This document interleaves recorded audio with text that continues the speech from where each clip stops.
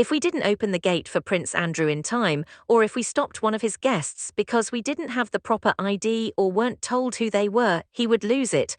This would be considered verbal abuse. Swear, shout, yes, a very unpleasant person. A middle-aged man becomes enraged at housekeeping employees, not because of tardiness or broken valuables, but because a plush animal is in the incorrect position. Remember this picture as we break down the next steps, because there is only one source for the financial settlement, the Newsnight fabrications and the final arrest. One person persuaded the universe. Centered on his requirements, backed by employees who have been taught to never challenge his requests, and this is, I believe, the main source of annoyance for royal family members. His sense of entitlement has always been present. His royalty has always persuaded him. A young woman who appeared to be around 22 or 23 years old stated that she was there to see Prince Andrew. We knew he was in because he had just arrived about 30 minutes before, but the footman wasn't responding. His telephone, we simply stated to the woman, "We're really sorry, we can't let you in at this time. Because we can't confirm you're expected, since we were unable to get in touch with anyone up there." So she asked, "Oh, should I call him on my cell phone?" We replied, "Yeah, okay." She then called Prince Andrew on her cell phone and we could hear him well. "Put an officer on," he urged. "Listen to me, you fat lie," exclaimed my colleague, taking the phone. "Let my guest in right away. I intend to descend there." It was heard by all. We simply allowed the woman in after she blushed and apologized. After that, we would simply let women in because of the problems we had with him. We simply didn't want to grieve, so we didn't ask questions. Paul Page provided armed security. Spent 6 years inside the walls of Buckingham Palace as an officer in the Royalty Protection Command from 1998 to 2004. Among his responsibilities were protecting Andrew, Prince Philip and the Queen. Killed Maxwell. She was like Prince Andrew's frequent guest. She was a frequent guest. According to Page, Andrew was the most troublesome of all the royals he was protecting, not just hard or demanding but actually the most challenging, prone to verbal abuse and violent outbursts over unimportant issues, all while working inside a system that guaranteed his acts were not held accountable. He was the subject of complaints after all. You know, he was an impolite, annoying, awful person. However, as he is the Queen's favorite, no one was going to bring up the issue with the royal household. Think about what makes Page's testimony compelling before writing him off as just a resentful former employee. It's not his personal complaints that need to be addressed, but rather the exact, detailed information he offers. There were 72 teddy bears on Prince Andrew's bed when they entered his bedroom and residences on this specific occasion. Page explains, Andrew's bedroom has between 50 and 60 plush toys that are placed on his bed in accordance with a laminated instruction chart, which is a printed and laminated guide that shows where each stuffed animal should be placed. A laminated card that my inspector gave me was located in the side drawer of an image of these teddy bears in one of the bedroom cabinets. Andrew was accused of launching into angry outbursts when housekeepers unintentionally moved even a single toy during regular cleaning and neglected to put it back where it belonged. Not just grievances, but severe outbursts of yelling, and he continued, "The reason for that picture is that the maids have to put them back exactly like it's in that picture." He continued, "If they don't, he shouts and screams."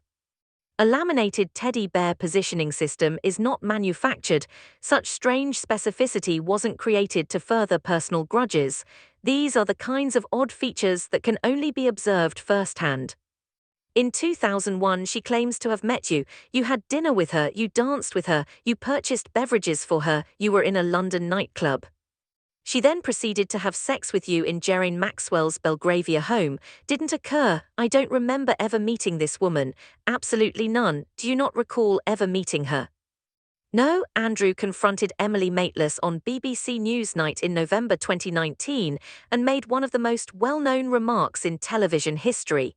He claimed to be unable to sweat, attributing this purported medical condition to an adrenaline overload from the trauma of the war in Poland. He used this to refute allegations that he danced with a young woman at a nightclub who subsequently made much more serious charges against him. She described the evening in great detail. She talked about dancing with you and you Sweating a lot. There's a small issue with the sweating since I have a strange medical condition that prevents me from sweating, or I didn't at the time because I had experienced what I would call an adrenaline overload during the Falkland War. Was fired upon, I was barely able to perspire. His reasoning was simple: he couldn't fit the description given in those if he was physiologically incapable of sweating. Accusations. When Page saw this interview, he reacted right away, saying that he had personally noticed Andrew perspiring during his time at the palace, and that other employees were taken aback by the assertion, finding it utterly absurd. However, why would someone remember such a trivial fact about perspiring? He had a policeman picking up golf balls because he was. The fact that a police officer was playing ball boy was just unbelievable to me. Given that it was a hot day, it is clear that I kept thinking about that. It was a sweltering summer's day. You know, he was whacking golf balls and I was perspiring. What are you cleaning off your face when you wipe your brow? In my opinion, he was perspiring. Well, and that's what I observed. This is what should really frighten you. The chronological mathematics, not the sweat claim itself, which has grown almost comical. In 2019, Andrew said this on national television. Long before that interview was broadcast, Page had been talking about Andrew's troublesome behavior. Again, right now, he only has his word and nothing else. However, no eyewitness can attest to that. That's exactly what he's saying. Palace employees were aware that this defense was ludicrous. However, no one, not even the BBC or Palace Communications. Page was forced in front of cameras by institutional authority to refute what all of her co-workers knew to be untrue. Years were needed. ITV was necessary. It took 60 minutes to fly to Australia. Take a cruise to London. Because Page has a lot of baggage, it took independent networks to be willing to support someone the system had written off. When I worked as a Royal Protection Officer, I got myself into a lot of problems. In essence, I was trading shares. Prior to getting into problems, I was a Royal Protection Officer and became a millionaire. I essentially started investing police officers' money as well, and it reached a stage where I was simply losing a lot of money. It got off to a good start, we were profitable, and since I was handling millions of pounds, I became stressed out and began to lose money. Well, I decided to commit fraud. I appeared in court. I spent 6 years in prison after being detained at a camp for my acts. After being found guilty of $3 million in property fraud in 2009, Page was incarcerated. His criminal record has been used as a weapon by royal officials and tabloid media to discredit him on all other subjects. Here is something the palace has noticeably refrained from doing, though. The teddy bear has never been formally rejected by them. Accusations never refuted the shouting occurrences and never legally contested his documented claims of perspiration. Rather, they criticize his personality without addressing his precise charges. It wasn't particularly relevant back in 2009, To Prince Andrew's predicament today, what I said has now gained relevance over time. As a result, the media began paraphrasing what I had stated. In the end, I reasoned it's what I said. I must stick by what I stated since it is really true. I don't have a goal to exact revenge. I just believe that Prince Andrew needs to answer for his actions on all fronts, including bullying. And Prince Andrew mistreated me. Prince Andrew, maids, other police officers and staff personnel mistreated young females. However, none of this has ever been investigated since individuals were too terrified. Additionally, it's critical that the general population worldwide understands that having a tone does not imply that you are a nice person, as I have stated. I do believe that this is a tremendous controversy that will only become worse. Just financial and sexual misdemeanors are not the only issues. We're already seeing signs of what I believe to be a national security scandal. Paul Page is a prime candidate for termination, a former guard with a criminal record. However, what happens if the source can no longer be impeached? What happens if someone with flawless credentials makes the same claims? A historian with a Cambridge degree, best-selling books and legal counsel, for example. I approached over 3,000 people during my 4 years of research. I spoke with over 300 people. Additionally, it took a long time for many of these individuals to be recorded, but I believe that many of them were rather Horrified by how Prince Andrew and Sarah Ferguson had acted, escaped punishment, and had been shielded by the palace, I guess I then had these high-ranking Navy officers and diplomats speak, which was fantastic. Dr. The Rise and Fall of the House of York, written by Andrew Looney, details Andrew Fergie's financial transactions, public problems, and personal relationships. She did, in fact, stay at Epstein's home for years following, as I was just able to disclose now. Apartments, critics praised the book, which thoroughly probed the Jeffrey Epstein relationship and became a UK bestseller for its systematic research based on hundreds of interviews and requests for freedom of information. However, when an American publication. As time went on, issues surfaced. In your quest for the truth, you encountered an unparalleled barrier of opposition from the Yorks, didn't you? I did indeed. I went up to them. Initially, I wanted to see if they would cooperate, not because it wouldn't be approved, but because I thought it was crucial that they be given the opportunity to influence the story. So you went up to Sarah Ferguson and Prince Andrew, indeed. For a rumored $250,000, Looney obtained U.S. rights through the Gallery Books division of Simon & Schuster's. According to early editorial comments, the content was thorough and only needed structural improvement. A few weeks later, the publisher unexpectedly terminated the agreement, stating that the work was unsuitable without giving the full 90-day editing period. Looney filed a lawsuit seeking several $100,000 in damages after his agreement was guaranteed. While asserting that his American market triumph was destroyed by the ruling, additionally, my publishers received legal letters alerting them to the fact that their book was being watched. My social media accounts would be observed, and that they essentially tried to scare me with their efforts. Think about this order: a book is successful in the UK, the biggest publisher in America purchases the rights, their editors attest to strong content. The project is then abandoned by someone a few weeks prior to publication. According to Looney, archives have frequently refused access to records pertaining to Andrew and Fergie, claiming that they are unavailable or have security concerns. Sarah Ferguson and I had a meeting. She chose not to comply. In fact, she made the decision to inform all of her friends not to speak to me. According to him, the York family told colleagues not to work with his investigation. He claims that ABC News in America was warned that they might lose royal access if they carried critical coverage of Andrew, which led to the cancellation of the report, although there isn't a formal imperial letter directing book suppression. You ultimately stop asking whether patterns exist and start looking at who benefits from them when publishers pull out weeks before publication, broadcasters back off, families silence sources, and archives prohibit access. The concern, in my opinion, is that there are more.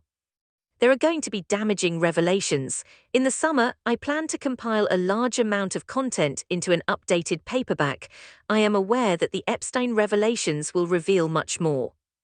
We're starting to see them now, and I believe that more victims will come out, more individuals will come forward with their experiences, and this will start to take shape. It's going to be awful, I'm afraid. All he had hoped for was to hush it all. You obviously can't, though, because he is guilty on numerous counts, and it is the royal family's biggest issue. He is a time bomb that never goes away.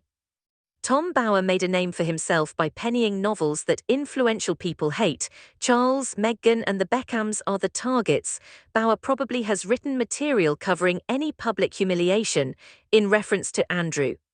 Speaking candidly, Bower calls him a skilled scam artist, saying that when he chose to conduct the interview with Newsnight, he obviously practiced his explanation of the park photo and everything, and he entered the interview with a clear resolve to openly and honestly lie about his friendship with Epstein, as well as his relationship with Virginia Goofy and other things. Observing his face while he lies is also noteworthy. It is the public face of a professional liar and swindle artist. He publicly warned that Epstein's files in future memoirs, including Virginia's upcoming book, might set off what he deems a huge crisis of constitutional monarchy. The Duke of York is this person, the royal family is this, voluntarily being on television and deceiving the public about his connection without coercion. For him to carry it out, in my opinion, a serious constitutional crisis is imminent, along with Prince Harry and everything else. Not his more comprehensive study, but one particular point attracted a lot of attention. Assertion. This is exactly what Bauer said throughout panel discussions and interviews. The palace thought I would never write this chapter. That phrase became viral on YouTube. Channels of commentary emphasized it, speculating on either Meghan content, concealed Andrew content, or both. There were entirely written chapters, according to some, that publishers were afraid to print, whether or not that chapter was officially eliminated.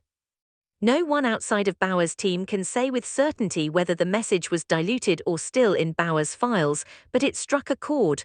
Some parts of Andrew's story are subject to resolute burial attempts by influential parties, Bauer claims to have discovered. Some of these repressed aspects that link Bauer, Looney, and Page, a protection officer, a historian, and an investigative biographer, are three very separate people working independently with no common publishers or goals. However, they all describe the same events. Every time someone came close to Andrew's whole truth, opposition surfaced, broadcasters were warned, books were cancelled, careers were harmed, and archives were sealed down. It's easy to dismiss one person. 3 becomes difficult to dismiss. Systematic patterns take a lot of work to dismiss. How do you feel about Prince Andrew? Do you know what though? I had no idea him that well. To be honest, I have never really knew Andrew and he wasn't in my satellite. I'm sorry for this pedophile's victims. Paul Burrell was Princess Diana's butler in the palace for many years. System that observed how decisions were made, how scandals were handled, and how the organization put its own survival above everyone else, even internal staff. Burrell has talked openly about the royal family's propensity for closing ranks, characterizing societies in which the protection of institutions always took precedence over the well-being of individuals. He was as distrustful of senior household figures as Diana was, although Burrell wasn't Andrew's personal attendant and lacks first-hand royal lodge seeing. His viewpoint is relevant based on his system insights rather on specific Andrew proof. I've been hunting for this kind of material for 5 years, and I believe that the Housecoms committees ought to be conducting a thorough inquiry into Andrew's tenure as a trade ambassador, since a number of people assisted and encouraged him. For my book, I would like a lot of people who would not speak to me. According to Paul Page, Andrew was shielded from employees by the same mechanism. Grievances. According to Andrew Looney, his research was hindered by the same framework, the same system that supposedly advised ABC News to pull out.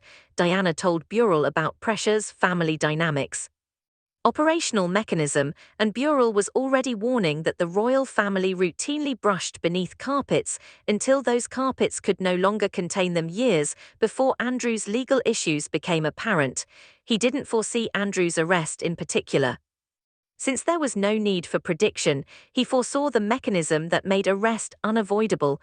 I also adore Queen Elizabeth. I have a suspicion that she was attempting to shield her favorite son. I believe that's why he didn't suffer any serious consequences while the Queen was still alive.